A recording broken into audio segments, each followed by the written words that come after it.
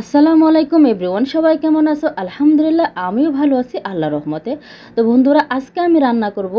আজকে আমার রাতের খাবার হচ্ছে নুডলস। আমি বাংলাদেশের নুডলস রান্না করব, কিন্তু সেই নুডলসটা কে রান্না করবে? আমার বান্ধবী। ও বলতেছে ও নাকি আজকে নুডলস রান্না করবে।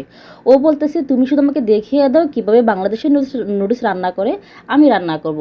তাই বললাম যে ঠিক আছে, তাহলে তুমি রান্না করো। দেখেন আগের থেকেও সব কিছু রেডি করে রাখছে ও রান্না করবে বলে।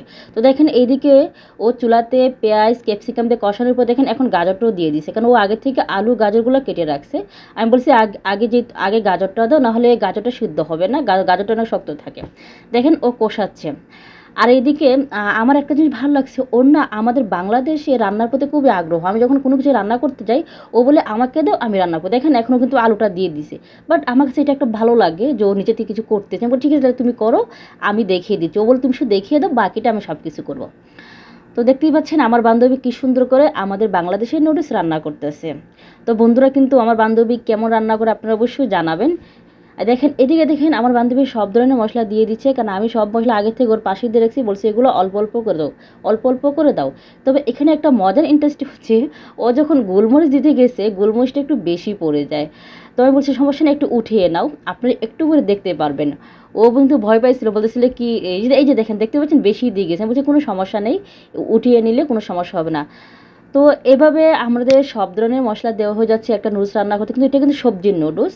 এখানে কিন্তু ডিম, চিংড়ি মাছ বা মুরগির মাংস কিছুই দেওয়া হবে না। জাস্ট আমরা আলু, গাজর আর ক্যাপসিকাম, পেঁয়াজ, তারপরে এখানে আমরা টমেটো দিই। সবগুলো আমরা দেখাই না রান্নাতে, যেহেতু আমাদের রান্নাটা ভিডিওটা লং টাইম হয়ে যাবে।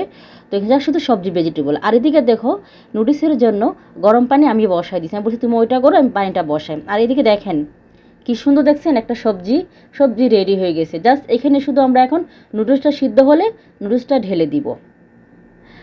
তো দেখেন এখন আমি পানিটা গরম হয়ে যাওয়ার পর নুডলসটা দিয়ে দিছি।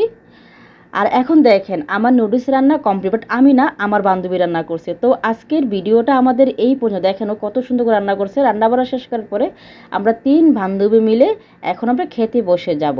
দেখতেই পাচ্ছেন কত সুন্দর নুডলস কালারটা হয়েছে, সবজির নুডলস। আর এই যে দেখেন আমার রান্নাটা এখন পুরোপুরি কমপ্লিট হয়ে গেছে। আর এখন দেখেন আমরা 3 বান্ধবী মিলে বসে গেলাম নুডলস খেতে। আজকে হচ্ছে আমাদের 3 বান্ধবীর নুডলস পার্টি। কেমন হয়েছে অবশ্যই বন্ধুরা জানাবেন। আজকের ভিডিওটা এই পর্যন্ত। আমার বান্ধবী রান্না করছে।